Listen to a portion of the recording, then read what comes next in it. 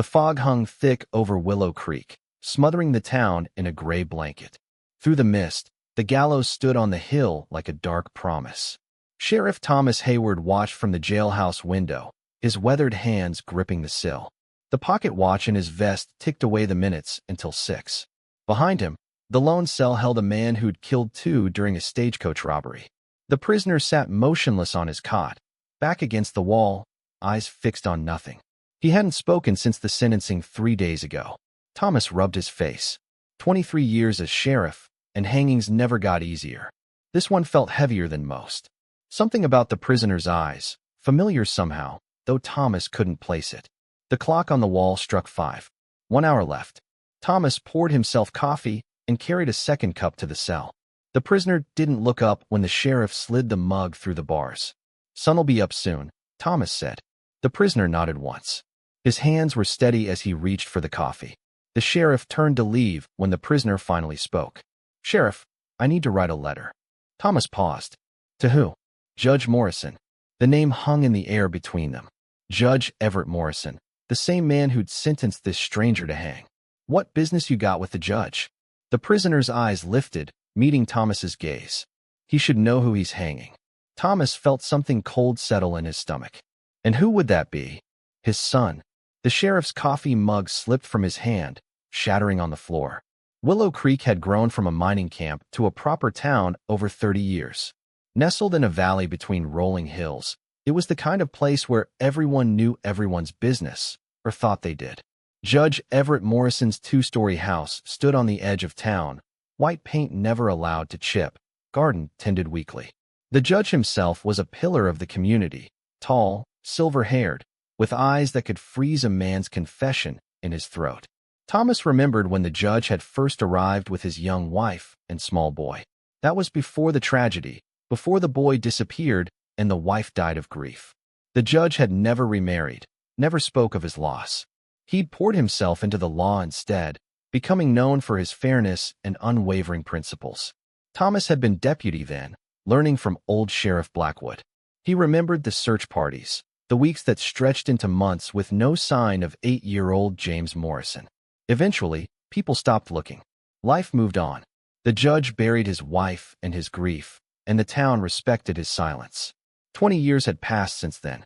20 years of the judge sentencing men, some to prison, some to death, never showing emotion, never hesitating. And now this. Thomas stood on the judge's porch, letter in hand.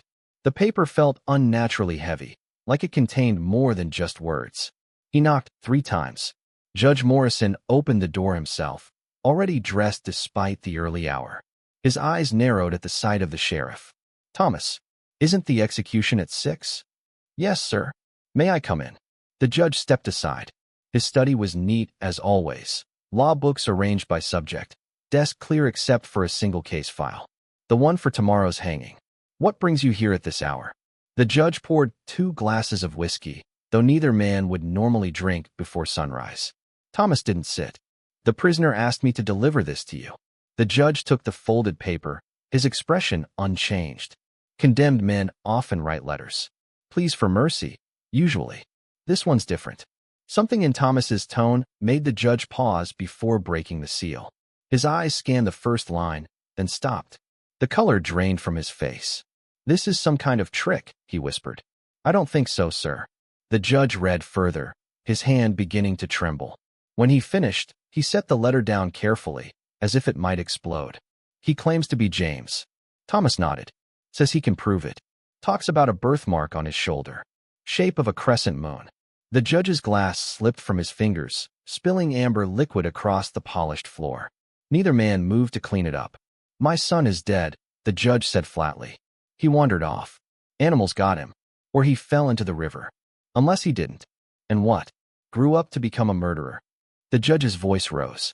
"A stagecoach robber who shot 2 innocent men? No, not my son."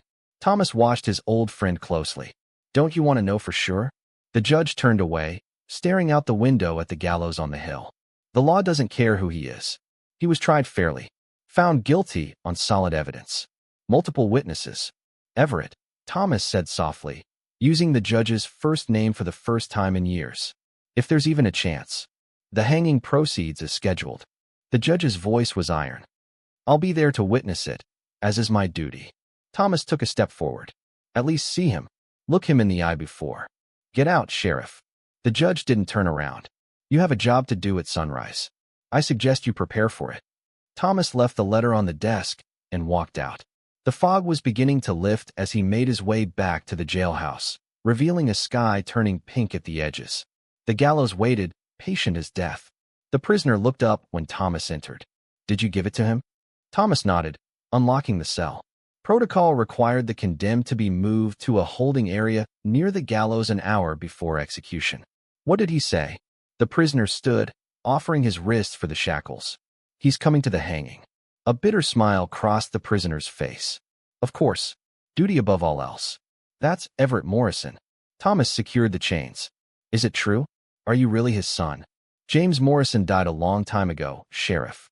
The prisoner's eyes were the same deep blue as the judge's. I go by William Cole now. How'd you end up here? What happened after you disappeared? William looked past the sheriff, to the small window where dawn was breaking. Long story. One I'd hoped to tell him, not you. Tell me anyway, Thomas said. We've got time. William's shoulders sagged. I didn't disappear. I ran. Father was strict. Mother tried to shield me, but after her sister died, she changed. Started drinking. Father blamed her for not watching me properly. Thomas remembered Elizabeth Morrison, a beautiful woman with sad eyes who'd withered away after losing her son. I packed a bag one night, William continued. Planned to go to my aunt's old place, then come back when they'd missed me enough to be sorry. Got lost in the woods instead. A trapper found me half-starved 3 days later. Why didn't he bring you home? He asked where I was from. I lied, said I was an orphan. I was scared Father would beat me for running away. William shook his head. The trapper took me to his sister in Copper Ridge. They raised me well enough. When I was 16, I heard my mother had died. Thought about coming back then, but what? Read in the paper that the great Judge Morrison was building a reputation. Figured he'd moved on. Didn't need a reminder of his failures. William's chains clinked as he shifted. Made my own way after that. Some good years, some bad. Then the war came. Thomas nodded. The war had changed many men. Came back different, William said. Couldn't hold a job. Started riding with some fellows I met. Didn't plan on killing anyone at that stagecoach. Gun went off when the driver grabbed me. 2 men died, Thomas reminded him. I know. I'm not asking for forgiveness. William looked directly at the sheriff. Just wanted him to know who he was hanging. Thought he deserved that much. Thomas led the prisoner outside. The town was waking up. Faces appeared in windows, watching the condemned man's final walk. At the base of the hill, Thomas paused. Last chance to make peace, he said. William looked up at the gallows. I made my peace when I signed that confession. They climbed the hill together, step by step, as the sun crested the eastern ridge. Judge Morrison arrived at the gallows precisely at 5:45. He stood apart from the gathering crowd, back straight, face composed. If the letter had affected him, he showed no sign of it. Thomas brought the prisoner up the 13 steps to the platform. The hangman waited beside the trapdoor, rope ready.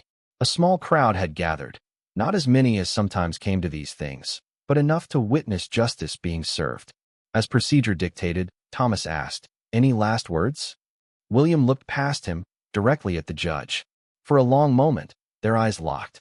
Something passed between them, recognition, perhaps, or simply the weight of what might have been. "No," William finally said. "Nothing worth saying now." The judge stepped forward suddenly. "Wait." A murmur ran through the crowd. Judge Morrison had never interrupted an execution before. "I would speak with the prisoner." "Alone?" Thomas glanced between them. "Sir, it's almost 6. 5 minutes, Sheriff."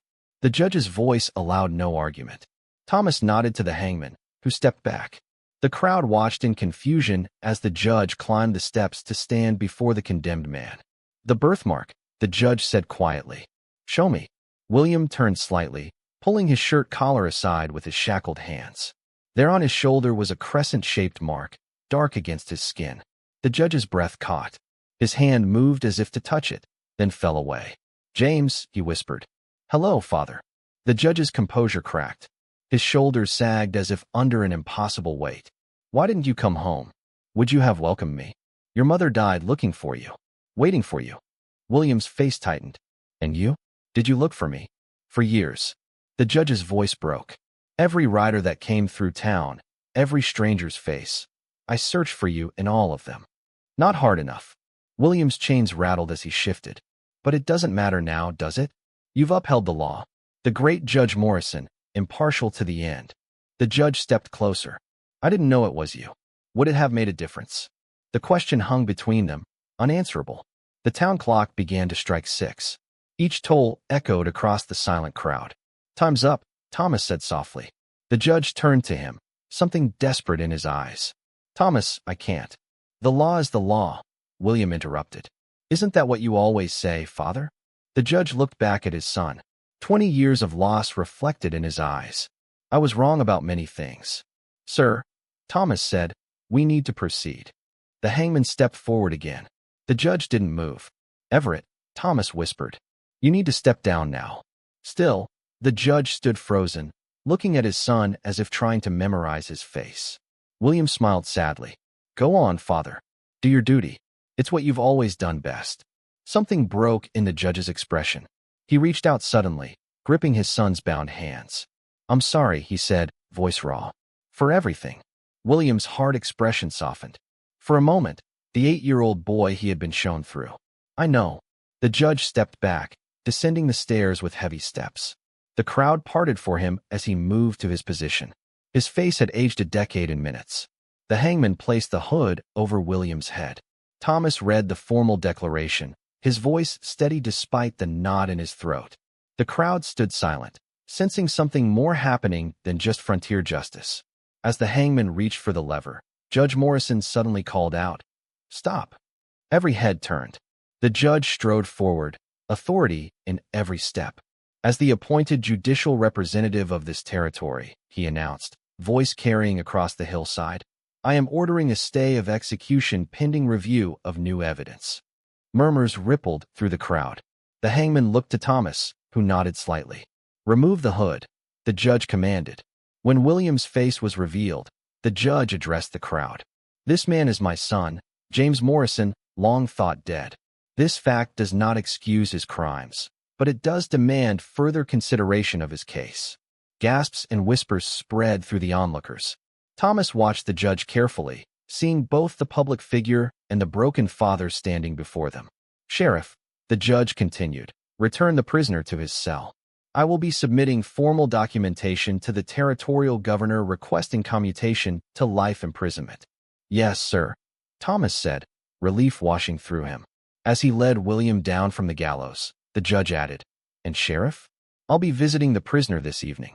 We have much to discuss. William said nothing as Thomas unlocked his shackles back in the cell. His face remained unreadable, caught between the hardened criminal he'd become and the lost boy he'd once been. He saved your life, Thomas said. For now. William sat on his cot. The governor might not agree. The governor respects your father. Always has. William leaned back against the wall. 20 years too late. Thomas closed the cell door. It's never too late for the truth. Truth. William laughed bitterly. The truth is I killed 2 men. The truth is I deserve to hang. Maybe, Thomas said. But there are other truths too. He left William alone with his thoughts and returned to his desk. Through the window, he could see townspeople still gathered on the hill, talking excitedly. The gallows stood empty against the morning sky. Hours later, as evening shadows lengthened across the jailhouse floor, the door opened. Judge Morrison entered, carrying a small leather case. His judicial robes were gone, replaced by a simple shirt and trousers. He looked smaller somehow. Evening, Everett, Thomas said. He's been quiet all day. The judge nodded. Could we have some privacy? Thomas hesitated. I should stay. Regulations. Please, Thomas. The judge's voice was soft. Just this once. Thomas studied his old friend's face, then nodded. I'll be outside.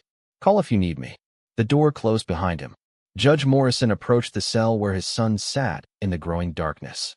I brought something, the judge said, opening the case. Thought you might want to see these. He pulled out a bundle of letters, yellowed with age, tied with faded ribbon. Your mother wrote these. One every year on your birthday. He passed them through the bars. She never stopped believing you were alive somewhere. William took the bundle, hands trembling slightly. Did you believe? I wanted to. The judge's voice cracked. Some days I did. Others, I thought it was kinder to accept you were gone. William untied the ribbon, opening the top letter. His mother's handwriting flowed across the page. He read silently, tears gathering in his eyes. She forgave me for running away, he whispered. She understood why you left. The judge gripped the bars.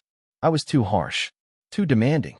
After you disappeared, I realized what I'd done, how I'd driven you away. William looked up from the letters. Why didn't you change? After I was gone, I did in some ways. Became harder, colder. The judge shook his head. Thought if I enforced enough law, created enough order, I could make sense of a world that would take a child from his home. I wasn't taken. I left. Because I failed you. The judge's knuckles whitened on the bars. I've sentenced men for lesser failures than mine. William set the letters aside carefully. What happens now? I've written to the governor. Explained the circumstances. Asked for clemency. The judge straightened. You'll serve time. That can't be avoided. But not the gallows. And after? If there is an after? That would be your choice. The judge's voice softened. But you would have a home to return to, if you wanted it. William was silent for a long moment. I'm not that 8-year-old boy anymore. And I'm not the same father. We're strangers now. The judge met his son's eyes. But perhaps we could learn who we've become. Outside, Thomas leaned against the jailhouse wall, watching the last light fade from the sky. Inside, father and son talked through the night, about the past they'd lost and the future neither had expected to have. When morning came, the gallows still stood on the hill, empty now, a reminder of justice delayed. The governor's reply would take weeks to arrive. Until then, William Cole, once James Morrison, would remain in his cell, reading his mother's letters and learning the shape of the man his father had become. Judge Morrison returned to his house at dawn. For the first time in 20 years, he opened the shutters of the small bedroom at the end of the hall. Dust motes danced in the sunlight that streamed across the untouched bed, the wooden toys still arranged on shelves, waiting for a boy who never returned. The judge placed his son's letter on the pillow. Not an ending, but perhaps a beginning. Outside his window, he could see the empty gallows on the hill, a reminder of how close he'd come to an unforgivable mistake. In the jailhouse, Sheriff Thomas Hayward made his morning rounds. The prisoner was awake, sitting on his cot, the bundle of letters open beside him. Sleep well? Thomas asked. William looked up. His eyes were red but clear. First time in years. Thomas nodded, understanding more than he said. He'd witnessed something rare yesterday, justice tempered with mercy, law balanced with love. Not a perfect resolution, but a human one. The sun climbed higher, casting the shadow of the empty gallows across the hillside. In time, that shadow would fade, but the memory of what almost happened, and what was stopped, would remain, etched into the story of Willow Creek and the lives of those who called it home.